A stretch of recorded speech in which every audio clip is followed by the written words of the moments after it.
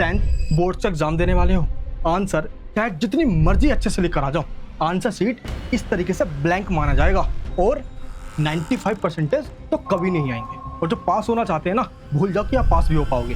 क्यों? क्योंकि आपने ये 9 दिसंबर वाला सीबीएसई बोर्ड के द्वारा जो ये नोटिफिकेशन दिया गया है, आपने चेक किया, इसमें ये बताया गया है ये 4 मिस्टेक आपको गलती से भी नहीं करके करा। और जिन्होंने ये नोटिफिकेशन देख लिया है ना, उन्होंने ये लास्ट के ये जो 4th पॉइंट भी लिखा हुआ है ना, इसको ही मिस कर दिया है। क्योंकि अब तक इस तरीके से आंसर लिखा जाता था, अब ऐसा ना लिखकर इस तरीके से लिखा जाएगा। सीबीएसई बोर्ड के द्वारा ये बता दिया गया है कि इस बार का पेपर आएगा इजी या टफ। आज की इस वीडियो के अंदर मैं आपको ये भी बता दूंगा, प्लस आपको वो कौन सी मिस्टेक नहीं कर आना है ये ध्यान रखना है। तो बिना स्किप करे इस वीडियो को एंड तक जरूर देखना, क्या पता वही पॉइंट मिस कर दो जो आपके काम की हो। मैं मनीष वर्मा, आप सभी का स्वागत है इस dignity channel.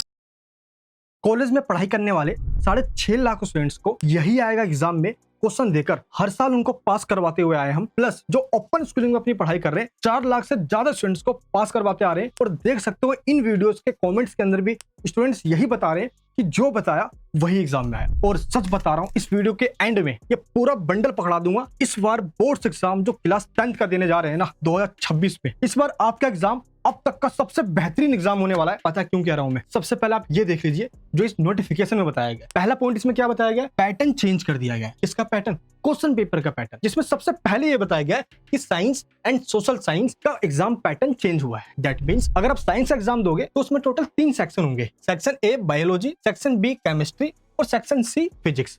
Same social science के अंदर भी आप देख सकते हो टोटल 4 सेक्शन होंगे और इन सेक्शन के नेम भी आप देख सकते हो। सेक्शन ए जैसे हिस्ट्री लिखा हुआ है, सेम इसी तरीके से सेम सेक्शन के आगे आप सब्जेक्ट के कैटेगरी का नेम भी लिखा देख सकते हो। अब ये कैटेगरी का क्या मतलब है? पता है, सीबीएसई बोर्ड के अंदर लाखों कॉपी चेक करनी होती है और एक दिन में टीचर के ऊपर इतना प्रेशर आता है, कई बार जल्दबाजी में जिसको कम मार्क्स मिलना होता है ना, ज्यादा मिल जाता है, और दिक्कत तब आती है जिसको ज्यादा मिलना होता है उसको कम दे दी जाती है। और ऐसा आपके साथ ना हो जाए, कहीं आप सोच रहे हो कि 90-95% आने वाला हो और आज आपके 55%। तो सीबीएसई बोर्ड ने सोचा कि अब ये प्रॉब्लम सोल्व कर देते हैं। अब सीबीएसई बोर्ड के द्वारा ये कहा गया है कि इन सेक्शन के अकॉर्डिंग आपको एग्जाम देना होगा। सेकंड पॉइंट में ये बताया गया कि अब आंसर शीट में आपको प्रॉपर सेक्शन मेंशन करना होगा। अगर आप साइंस का एग्जाम दे रहे हो तो सेक्शन ए अगर बायोलॉजी का है तो आपको सिर्फ बायोलॉजी का ही आंसर लिखना होगा। बायोलॉजी वाले सेक्शन में आप फिजिक्स के और केमिस्ट्री के आंसर नहीं लिख सकते। अगर आप केमिस्ट्री का आंसर दे रहे हो तो सेक्शन बी लिख के आप केमिस्ट्री लिखोगे और सेक्शन सी लिख के आप फिजिक्स लिखोगे। तो आंसर शीट में क्या ये सेक्शन बना हुआ आएगा पहले से? जी बिल्कुल भी नहीं। आंसर शीट में आपको पहले से ही ऊपर टॉप पे लिखना होगा कि भाई मैं पहले सेक्शन ए का आंसर दे रहा हूं, तो सेक्शन ए बायोलॉजी आपने ऊपर डाल दिया, फिर आपने पूरे बायोलॉजी के क्वेश्चन के आंसर दे दिए। इसके बाद आप फिजिक्स का करना चाह रहे हो तो आपने सेक्शन सी फिजिक्स लिखा, इसके बाद आपने फिजिक्स का आंसर लिख दिया। सेम इस तरीके से ही सोशल साइंस में भी करना है आपको। अगर आप सोशल साइंस के अंदर सेक्शन सी पहले करना चाह रहे हो और आगे आपने लिख दिया जियोग्राफी, तो आप सिर्फ जियोग्राफी का ही आंसर लिखोगे इस सेक्शन के अंदर। और अगर आपने सेक्शन डी लिख दिया और इकोनॉमिक्स लिख दिया उसके आगे, तो आपको सिर्फ इकोनॉमिक्स का ही आंसर लिखना है। और ये सेक्शन आपको क्वेश्चन पेपर में ऊपर टॉप पे लिखा मिल जाएगा, वही सेक्शन आपको अपने आंसर शीट में लिखना है। और थर्ड पॉइंट में ये बताया गया है द स्ट्रिक्ट रूल के बारे में। इसमें ये बताएगा कि अगर गलती से भी आपने बायोलॉजी वाले सेक्शन में फिजिक्स का आंसर लिख दिया और केमिस्ट्री वाले सेक्शन में बायोलॉजी का आंसर लिख दिया, दैट मींस आपने सेक्शन का नाम कुछ और लिखा है और आपने आंसर किसी और का लिख दिया, तो उस क्वेश्चन को इनवैलिड माना जाएगा और आपको उसका मार्क्स ना देकर 0 अंडा दे दिया जाएगा।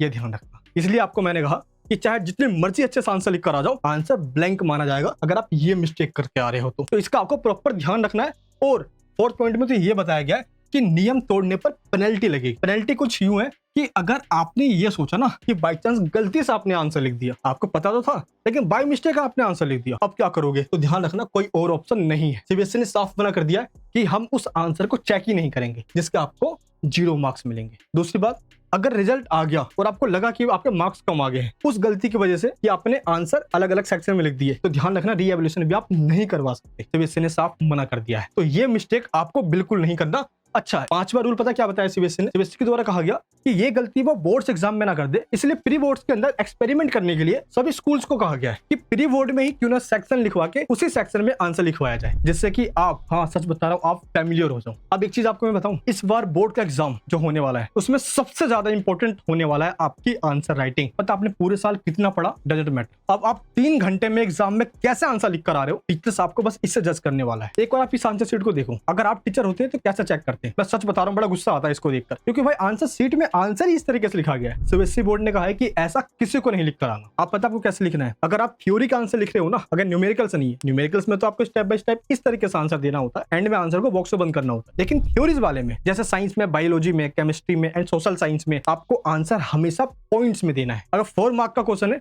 तो 5 पॉइंट बना दो। अगर आपने इस तरीके से पॉइंट्स में आंसर लिख दिया ना, और जरूरी जहां पे लगे कि ज्यादा ना लिखना पड़े, तो यहाँ पे इस तरीके से फ्लो चार्ट और डायग्राम का यूज करो। एग्जाम्पल भर भर के दो। टीचर्स आपको, मैं सच बता रहा हूँ, कसम से कह रहा हूँ, कई सारे टीचर से बात होती है, 95% आपके कहीं नहीं गए अगर आपने पूरे साल पढ़ाई नहीं भी की है, एंड में अगर आपने आंसर लिखने का तरीका सीख। अब आपके मन में यही चल रहा है कि पेपर इस बार का कैसा आएगा, टफ आएगा या इजी आएगा। देखो, मैं उन लोगों की तरह नहीं बोलूंगा अपना कोर्स बेचने के लिए, क्योंकि मैं आपको चैनल पे बिल्कुल फ्री पढ़ाने वाला हूँ जब भी पढ़ाऊंगा। इस बार का पेपर ना ही बहुत ज्यादा इजी आएगा और ना ही बहुत ज्यादा टफ आएगा। इस बार का पेपर इतना एवरेज आएगा कि अगर आप थोड़ा बहुत ही पढ़कर जाओगे ना, तो आपको यही लगेगा हर क्वेश्चन देखकर कि इस क्वेश्चन को मैं कर सकता हूं, एटलीस्ट बनाकर भी लिख पाओ। तो आप टेंशन बिल्कुल मत लेना। आखिर आप चाहते कितने परसेंटेज हो, नीचे कमेंट बॉक्स में बताना। अच्छा, आप चाहते हो कि इस चैनल पे आपको मैं पूरे क्वेश्चन पेपर का बंडल दे दूं जो रिसर्च करके इस बार बनाई गई है? ये वो पेपर है जिसमें से मोस्टली क्वेश्चन इस बार आपके एग्जाम में आएंगे, और आंसर जिस तरीके से मैं आपको यहाँ बता रहा हूँ, आप चाहते हो कि मैं पूरा एक डेमो लिखकर प्रॉपर दिखा दूं आपको? कमेंट बॉक्स में बताना। अच्छा, एक चीज आपको बता दूं, मैं चैनल नया है, फर्स्ट वीडियो मेरी ये चैनल। अगर आपका अच्छी सपोर्ट रहा ना, आपका भाई आपका ऐसा हाथ पकड़ेगा कि कभी छोड़ेगा नहीं। चैनल को सब्सक्राइब कर लेना। और सच बता रहा हूँ, आज ये तेरा भाई तेरे से प्रॉमिस करके जा रहा है, अगर चैनल पे 500 सब्सक्राइबर हो गए ना, तो मैं वो धमाल करूंगा जो आज से पहले कभी नहीं हुआ। सब्सक्राइब करके बेल आइकन ऑन करना, और मिलते हैं नेक्स्ट वीडियो के अंदर। जब तक प्यार सपोर्ट बनाए रखना। जय हिंद,